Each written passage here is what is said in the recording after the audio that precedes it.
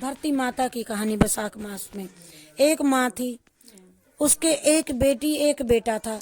दोनों भाई बहन छोटे छोटे थे। माँ गरीब थी, एक मजदूरी करके अपना गुजारा चलाती थी। धीरे धीरे बड़े बच्चे होने लगे, बेटी शादी के योग होने लगी। माँ बूढ़ी हो गई। माँ ने बेटे से कहा, बेटा तेरी बहन बड़ी हो गई है, अतः तुम्हारे जैसा घर भर देख करके उसकी शादी करना। ऐसा कहकर माँ तो कुछ दिनों में मर गई। भाई गांव गांव घूमा, लेकिन बहन के योग वर नहीं मिला।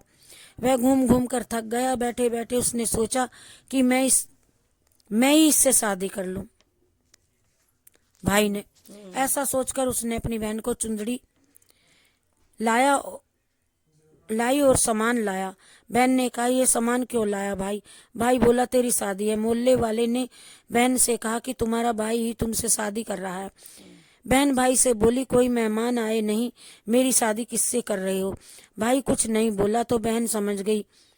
उसने एक लोटा लिया, चुंदड़ी लेकर के और चप्पल पहनकर जंगल में जाने के लिए रवाना हुई। गांव के ग्वाले ने पूछा, वन में क्यों जा रही हो? वह कुछ नहीं बोली। वन में जाकर धरती माँ को पुकारने लगी। बोली कि हे धरती माँ, तू मेरी आज लाज रखना। भैया मुझे ब्याहने आ रहा है, नहीं तो अन्याय हो जाएगा इस तेरी धरती पर। मैं क्या करूं? मुझे अपनी गोदी में संभाले, नहीं तो यहाँ मैं मर जाऊंगी। धरती माँ फटी तो बहन ने एक तरफ लोटा, एक तरफ चुंदड़ी चप्पल छोड़ दिए और वह धरती में जाने लगी। इतने में दौड़ता हुआ भैया वन में आया और ग्वाला से पूछा, मेरी बहन किस तरफ गई है? ग्वाले ने कहा, तेरी बहन उधर गई है। वह बहन बहन पुकारता दौड़ा। बहन धरती माँ के अंदर समा गई। थोड़े से बाल बचे दिखाई दे रहे थे। उसने बहन की बाल मुट्ठी में पकड़े और रोने लगा। बहन तुमने सत के लिए धरती माँ की गोद में समा गई। तुम तो मेरी बुद्धि भ्रष्ट हो गई थी।